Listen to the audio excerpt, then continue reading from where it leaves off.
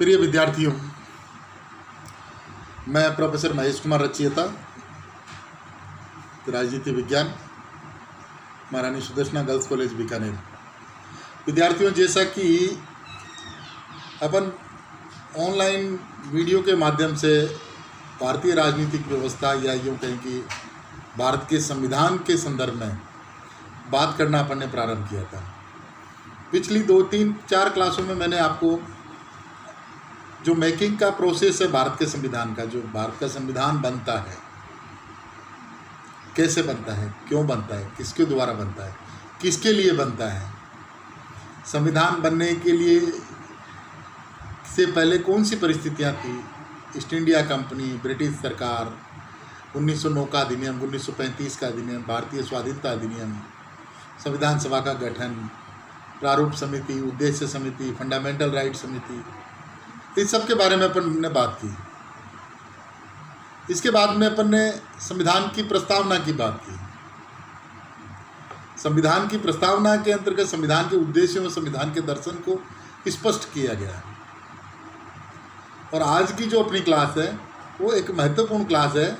इसके अंतर्गत अपन बात करेंगे फंडामेंटल राइट्स की, क्योंकि आज का जो ज़माना है वो डेमोक्रेसी का ज़माना है, लोकतंत्र का ज़माना है।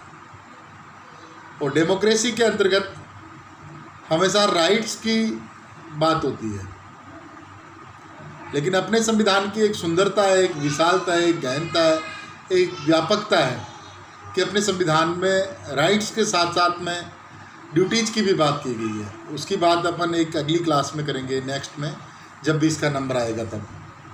तो आज अपन फंडामेंटल राइट्स की बात करते हैं। अब राइट्स का जो कॉन्सेप्ट है एक्चुअली ये डेमोक्रेटिक कॉन्सेप्ट है। आप किसी तानाशाही शासन व्यवस्था में या राजतंत्रीय शासन व्यवस्था में अगर राइट्स की बात करोगे तो वो चीज़ें बेईमानी सी लगती है, क्योंकि राइट्स एक डेमोक्रेटिक कॉन्सेप्ट है।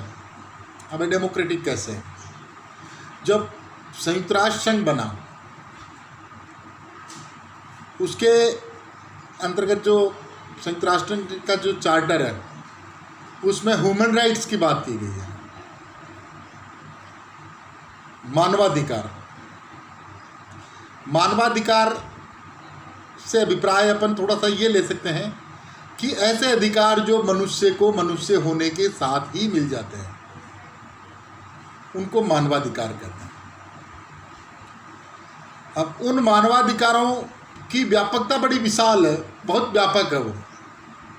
और यूएनओ जो बना हुआ है, संयुक्त राष्ट्र संघ, उसकी स्थापना का मूल उद्देश्य ही वही है कि तमाम दुनिया के अंतर्गत पूरे विश्व में मानव अधिकारों की स्थापना की जाए।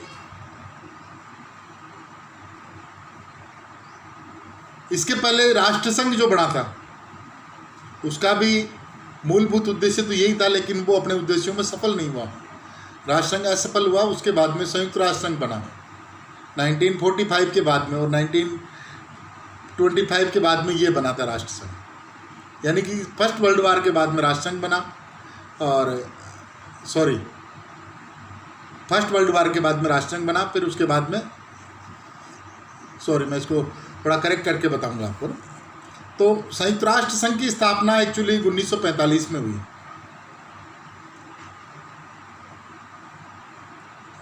स्थापना का जो उद्देश्य है वो यही है कि तमाम दुनिया में, पूरी दुनिया में मानवाधिकारों की स्थापना हो। अब अपनी ये क्लास मानवाधिकारों की ना होकर के आज फंडामेंटल राइट की है। अब यहाँ ये एक प्रश्न आ जाता है, एक छोटा सा एक क्वेश्चन खड़ा हो जाता है कि साहब, मानवाधिकार और मूल अधिकार में क्या अंतर है? What is the difference between fundamental right and human rights? बिल्कुल मेजर डिफरेंस इंडियन कॉन्टेक्स्ट में यह है कि भारत के संविधान में फंडामेंटल राइट्स को संविधान के भाग 3 में लिखित रूप से दिया गया है। फंडामेंटल राइट्स के बारे में भारत के संविधान के अंतर्गत directive principle of state policy वाले पोर्शन भाग 4 में बात की गई है। अब मूलभूत अंतर क्या है इनमें? अब मूलभूत अंतर अपन थोड़ा समझने का प्रयास करें तो फंडामेंटल राइट एक तरह का बाध्यकारी है, वाद योग्य है, जुडिशियल रिवीजन है इनके ऊपर, न्यायिक पुनरावलोकन हो सकता है फंडामेंटल राइट्स को लेकर के। और ह्यूमन राइट जहां हमने स्थापित किए गए हैं वो संविधान के भाग 4 में directive principle of state policy, तो उसमें वाद योग्य नहीं है, जुडिशियल रिव्यू नहीं है उसमें, और साथ ही वो बाध्यकारी नहीं है राज्य के लिए, और फंडामेंटल राइट पूर्णतया बाध्यकारी है। तो ये बेसिक डिफरेंस है। हाँ, इतना जरूर अपन ये कह सकते हैं कि फंडामेंटल राइट को अपने आप ऊपर से नहीं आए, ये ह्यूमन राइट्स में से ही निकाले गए हैं, ह्यूमन राइट्स में से ही निकाले गए हैं। ह्यूमन राइट्स में जो कुछ लिमिटेड राइट्स ऐसे निकाले गए हैं जिनको लिपिबद्ध करके गारंटी दी गई है राज्य के द्वारा कि ये अधिकार तो आपको किसी भी सूरत हाल में मिलेंगे ही मिलेंगे, क्योंकि ह्यूमन राइट तो बड़े व्यापक हैं। उनमें से कुछ सेलेक्टिव राइट्स निकाल के भाग 3 में हमने स्थापित कर दिया और राज्य की गारंटी दी गई है, साथ में ऊपर न्यायपालिका की सुरक्षा दी गई है कि ये अधिकार व्यक्ति को किसी भी स्थिति में देंगे।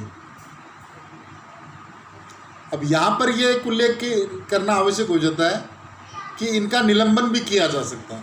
विशेष परिस्थितियाँ अगर राज्य के समक्ष उपस्थित हो जाती है, जैसे राष्ट्र भारत के संदर्भ में देखें अपन, भारत में बाह्य आक्रमण हो जाए, मान लीजिए आंतरिक गृह युद्ध छिड़ जाए, इमरजेंसी लगानी पड़ जाए, इसे लग चुकी है अपने यहाँ पे 1975 में, तब जो मौलिक अधिकार है वो निलंबित कर दिए जाते हैं। भारत की संप्रभुता पे कोई खतरा हो तो फंडामेंटल राइट्स निलंबित कर दिए जाते हैं। तो इस तरीके से ये फंडामेंटल राइट्स हैं। अब फंडामेंटल राइट्स को निलंबित किया जा सकता है, लिमिटेड किया जा सकता है इनको। जैसे कि भारत के संविधान में, मूल संविधान में भारत के नागरिकों को 7 प्रकार के मौलिक अधिकार दिए गए, लेकिन संविधान के 42वें संशोधन के द्वारा एक अधिकार को हटा दिया गया, यानी कि उसको कानूनी जामा पहना दिया गया, और वो एक फंडामेंटल राइट न होकर के एक लीगल राइट है आपका, वो है संपत्ति का अधिकार। अब संपत्ति के अधिकार को आप फंडामेंटल राइट नहीं कह सकते। इसके पीछे पूरा दर्शन है, पूरी भारत की संसद में पूरी बहस हुई है, सुप्रीम कोर्ट ने भी इसको देखा है, पूरा दर्शन इसके पीछे।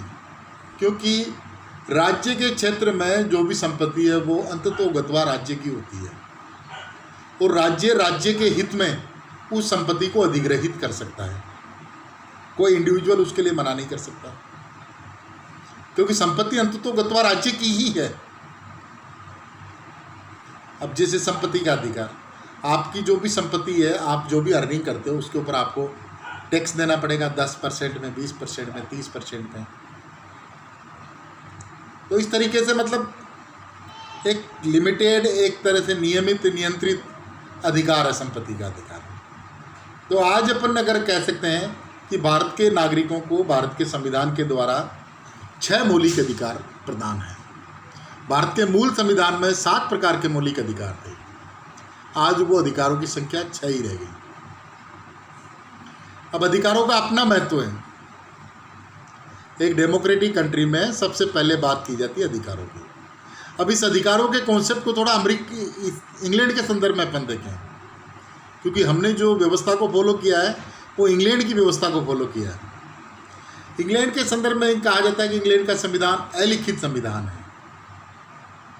बेशक अलिखित संविधान है, लेकिन वहाँ भी फंडामेंटल राइट रिटर्न में है, लिखित में फंडामेंटल राइट्स बिल्कुल रिटर्न में। 1215 का जो मैग्ना कार्टा एक्ट है ब्रिटिश संसद के द्वारा पारित, वो ब्रिटिश नागरिकों के मौलिक अधिकारों की व्यवस्था करता है। उसके बाद में उस पर टीकाएँ, उस पर संशोधन, उपविधन, ये सारे बने हैं। अमेरिका के संविधान में भी फंडामेंटल राइट्स की व्यवस्था है। तो जो भी राष्ट्र डेमोक्रेटिक है वहाँ फंडामेंटल राइट्स होंगे, मूल अधिकार होंगे, और वो संविधान के द्वारा प्रदत्त होंगे। अब इन अधिकारों के संदर्भ में एक चीज़ और आप कॉन्सेप्ट समझ लीजिए अच्छे से, कि अधिकार कोई सरकार नहीं देती है हमें। जैसे कि आजकल कहा जाता है यहाँ बोलने की आज़ादी है आपको, इस सरकार में आपको बोलने की आज़ादी है ना। सरकारों का इससे कोई लेना देना नहीं है। सरकारें आती रहती है, जाती रहती है। भारत के नागरिक को बोलने की आज़ादी भारत का संविधान देता है। भारतीय नागरिक को अंतःकरण की स्वतंत्रता भारत का संविधान देता है। किसी भी धर्म को मानने की स्वतंत्रता भारत का संविधान देता है। अधिकारों से इनका कोई ज़्यादा लेना देना, सरकारों से इनका कोई ज़्यादा लेना देना नहीं है। तो मेरा कहने का अभिप्राय यही है कि भारत का संविधान भारत के नागरिकों को मौलिक अधिकार प्रदान करता है। आज के यहीं पे, कल नेक्स्ट देखते हैं। ओके, थैंक यू, नमस्कार।